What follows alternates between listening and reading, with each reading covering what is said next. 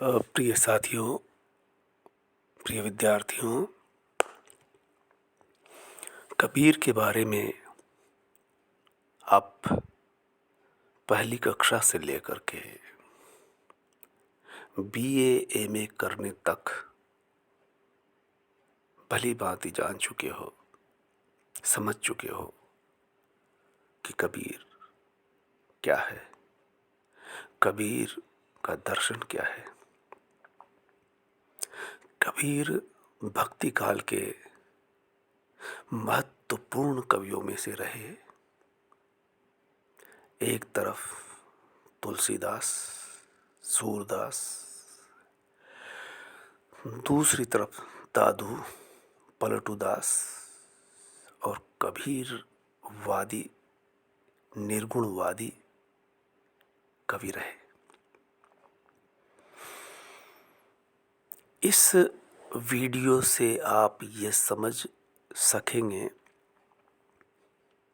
हम न तुलसीदास पर बात करेंगे,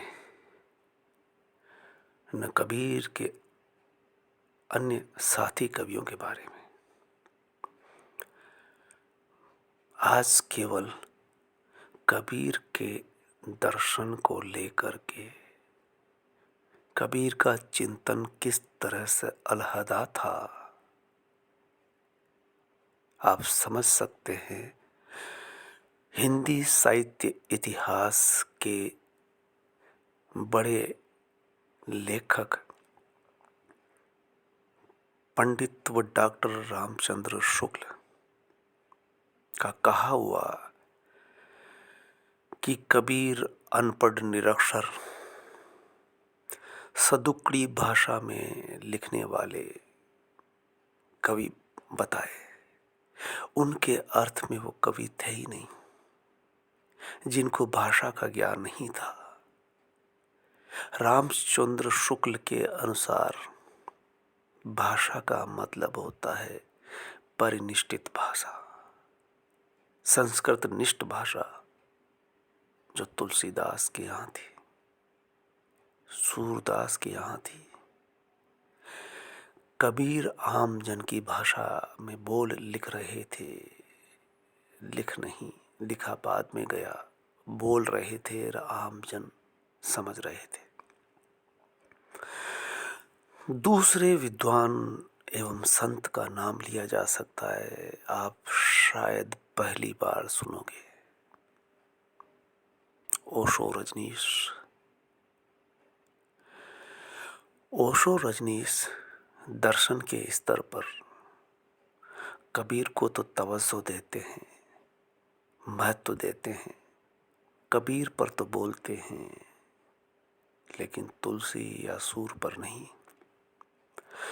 वो विश्व के बड़े बड़े संतों, विद्वानों, दार्शनिकों पर बात करेंगे, साथ में कबीर पर भी, अष्टावक्र पर भी, सुकरात पर भी, कन्फ्यूशियस पर भी। उसी श्रेणी में कबीर पर बात करते हुए वो लिखते हैं कि कबीर दर्शन के स्तर पर, मन के स्तर पर जीने वाले महान व्यक्तित्व रहे, जो कह सके कि ज्यों की त्यों धर दीनी चदरिया, बड़े जतन से ओढ़ी चदरिया। इस वाक्य, इन पंक्तियों पर गौर करते हैं और गहराई से विचार करते हैं, तब वो कहते हैं कि फ्राइड भी मन के धरातल पर जब बात करते हैं तो पश्चिम में तहलका मच जाता है। इससे पहले मन को लेकर के खास विचार नहीं हुआ। पूर्व वाले मन अवचेतन पर पहले से ही विचार कर रहे थे। मन यानी हम अक्सर जागते में ही जीते हैं, सोते में नहीं। सोया हुआ को मरा हुआ समझते हैं, मर ही जाना। लेकिन जब सपना आता है तो फ्राइड कहता है कि आदमी वही होता है जो सपने लेता है। और पहुंचे हुए संतों ने भारत में मन के धरातल पर भी काम किया है। योग साधना समाधि के द्वारा जो ही आदमी ध्यान में उतरता है, उसी के साथ मन सक्रिय हो जाता है। जागते में जितना वह नहीं काम करता, उससे भी अधिक वह सोते में या ध्यान में काम करता है। इतना सक्रिय हो जाता है कि आधा मिनट भी वह चुप नहीं रहता।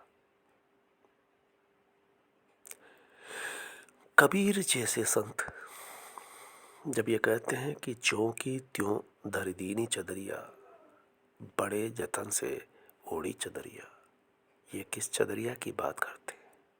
कबीर जीवन के स्तर पर उतर करके बता रहे हैं कि जीवन को कैसे जिया जाना चाहिए। जीवन को जीने के लिए आम आदमियों के तरीके आम होते हैं, जैसा मन कहता है। जैसे हवा बहती है उसी के साथ बहते हैं। हवा बहने से आशय, जैसा समाज चल रहा है, जैसा समाज कहता है उसी के अनुसार चल रहे हैं। जैसे रिश्तेदार कहते हैं, शादी ब्याह, बच्चे, फिर बच्चों का ब्याह, फिर उनके लिए धन जोड़ना, मकान खड़े करना, जमीन बढ़ाना, जिंदगी भर झूठ, सच, कपट, मारकाट, हत्या, झूठ, पाप करते करते पंडों के कहे अनुसार गंगा में डुबकी लगाना, ये सब होता है समाज में। कबीर समाज से ऊपर थे। प्रिय विद्यार्थियों, कबीर पर बात करने के लिए, कबीर को समझने के लिए प्राथमिक विद्यालय, उच्च विद्यालय, महाविद्यालय या विश्वविद्यालय के स्तर पर उनकी उलटपासियां पढ़ा दी जाती है। रामचंद्र शुक्ल के कहे शब्द जिसमें वो कभी नहीं ठहरते, जो विश्वविद्यालयों से बाहर आ जाते हैं, वो जीवन जीने लगते हैं, जीवन गुजारने लगते हैं, तब कबीर काम आते हैं, तुलसीदास, सूरदास नहीं। तुलसीदास अगर काम आते हैं तो कर्मकांड और पाखंडवादियों के चुंगल में कबीर पर ओशो बात करते हैं। मैं उन विद्यार्थियों से कहना चाहूँगा कि जो स्कूल, कॉलेज और विश्वविद्यालय से बाहर आ गए, उनका कबीर रामचंद्र शुक्ल वाला है, जबकि कबीर जीवन जगत को समझने के लिए, जीवन क्या है, हम जीवन कैसे जिए, ओशो, रजनीश जीवन की बड़ी पाठशाला के बड़े प्राध्यापक हैं। आप संयोग से देखिए कि अगर आप पढ़ लिख गए, साक्षर हो गए, नौकरी लग गई, व्यापार कर रहे हैं, आप कर क्या रहे हैं? रामचंद्र शुक्ल के कहे शब्द कबीर के लिए नौकरी दिला सकते हैं, ओशो रजनीश को सुन करके फिर कबीर को अगर समझे तो हम जीवन को जी सकते हैं, जीवन में उतर सकते हैं।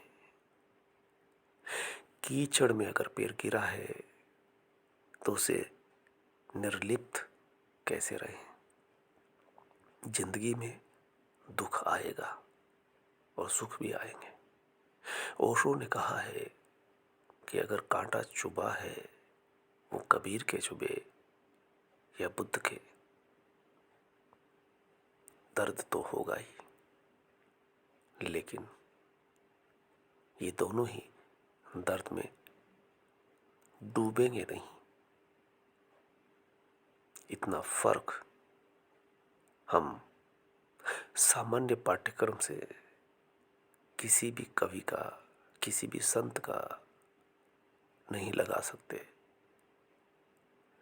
कबीर हमें विश्वविद्यालय पास कर लेने के बाद भी रास्ता दिखाता है।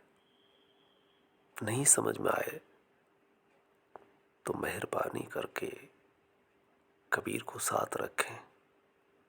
वाया ओशो रजनीश कबीर को समझें। कबीर पर उन्होंने बहुत कुछ बोला है और भी बहुत सारे विश्व के संतों पर बोला है, सभी धर्मों पर, और यही समझाने का प्रयास किया है कि आप जीवन सादगी से, बिना बेचैन हुए, बिना संसार में लिप्त हुए कैसे जी सकते हैं। दुख सुख गाड़ी के पहिए के आरों की तरह आएंगे जाएंगे, लेकिन निर्लिप्त कैसे रहें। यह सूत्र वाया कबीर आपका जीवन का हिस्सा बन सकते हैं। आज इतना ही। आप वीडियो को सब्सक्राइब अवश्य कर लें।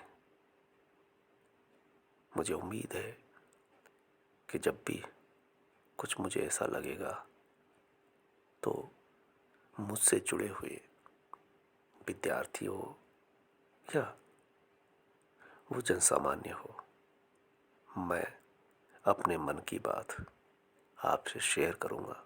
धन्यवाद।